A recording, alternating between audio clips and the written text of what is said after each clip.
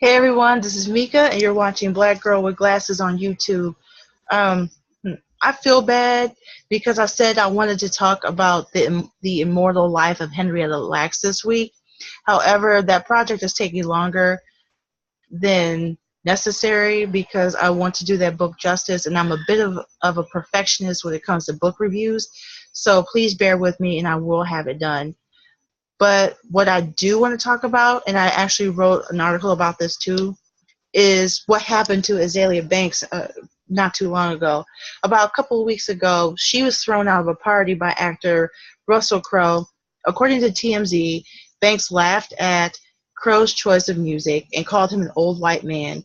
And when a female guest told her to settle down, Banks allegedly threatened to break a bottle and stab people.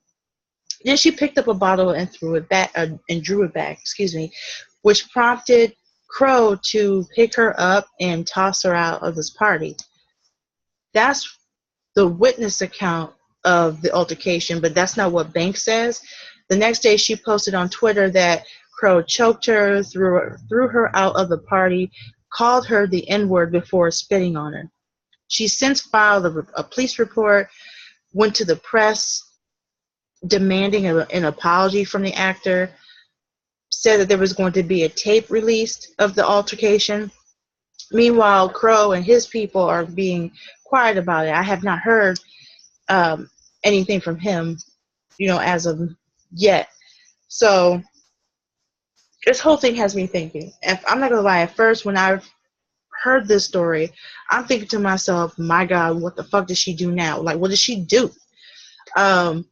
But the more I thought about it, the more I realized that many people are disregarding Banks' side of the story because of her past behavior and her mental illness. And I'm going to be real. I'm not trying to cape for her. I don't even like Azealia Banks. Y'all know how I feel about her. I expressed my disdain in another video. I stopped supporting her when she attacked Sky Jackson, who is a Disney actress. And she attacked this particular actress this past summer, I believe. She's always been extra in the past, and she's known for being problematic. She's known for being extremely problematic. But in this case, I have to believe her. I have to believe her for three reasons. And one, the witness account is extremely off. They claim that she threatened to break a bottle and stab people like she was in a Quentin Tarantino film. Now, I used to follow Banks. I used to follow her and her antics. She's more verbally abusive, and if she has something to say, she turns to Twitter and types out her anger or puts it on video. And I've yet to hear anything about her being physically abusive. It's never gone beyond a Twitter rant. So if she were really homicidal, if she were really about that life, we would have known about it by now. It seems very out of character for her to, go to a party and threaten to shank somebody. Something's not right about that. Like, something is completely off. It just does not ring true. Just based on what I've read on Azealia Banks and what I've seen in her videos, I really don't see her doing that. So that brings me to my next point. Russel Crowe himself. Now, he has a history of physical violence. He since the 1990s has been randomly just hitting people, attacking people. I really believe that he was pressed about her laughing at his music or his music version of Ghetto Superstar because RZA was there. Maybe he was trying to impress him. I don't know. So he confronted Banks, and she probably verbally defended herself. That made him go off because, God forbid, if someone actually talks to him any kind of way. And because he has issues with alcohol, he's more likely drunk when he does this, when he puts his hands on her and spits on her and calls her all these names. Which brings me to my last point.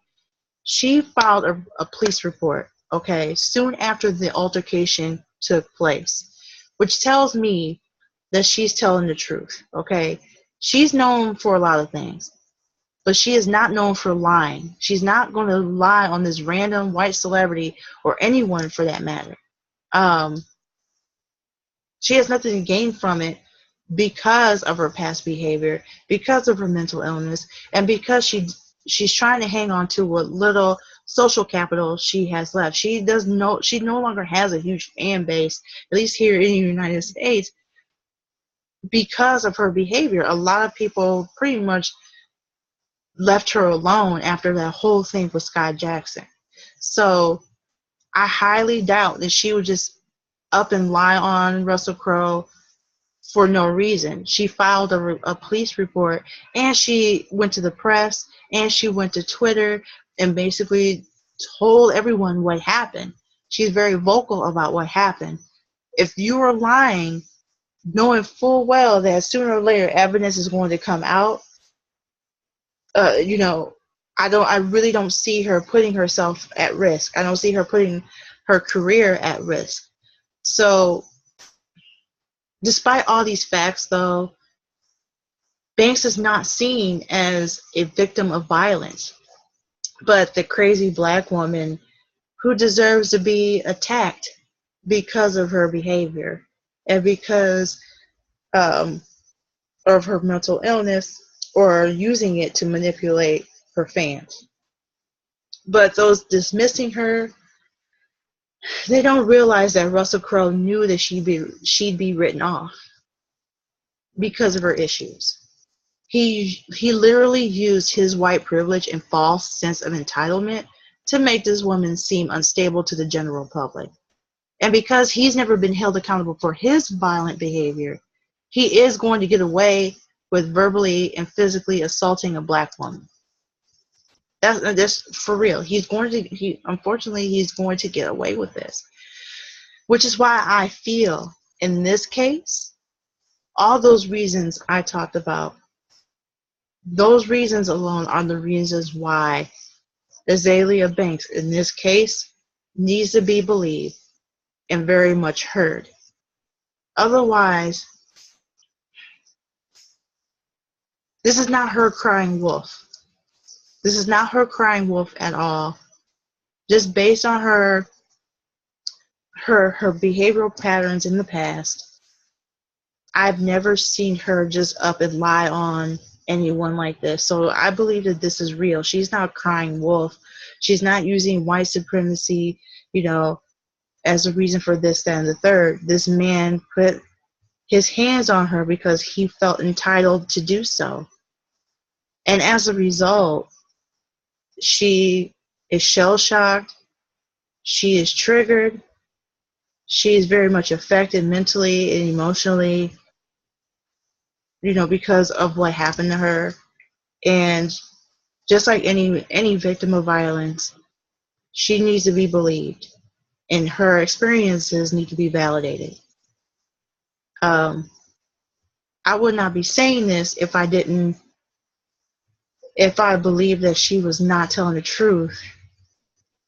But I truly suspect that not only is she telling the truth, but something's being covered up on behalf of Russell Crowe. Because unlike Azealia Banks, he has more pull, he has more social capital, and he's white. So she needs to be heard, and she needs to be very much believed. Because what he did to her, despite what she did in the past, is completely unacceptable in this case. So that's all I have for this week. Join me next Monday for Halloween, my one and only favorite holiday. It's the only holiday I deal with. So if you like my videos, you can follow the Black Girl with Glasses YouTube page. I'm also on Twitter, Facebook, and WordPress. And I'll post that info in the description box. So until next time, love, peace, and baked chicken grease.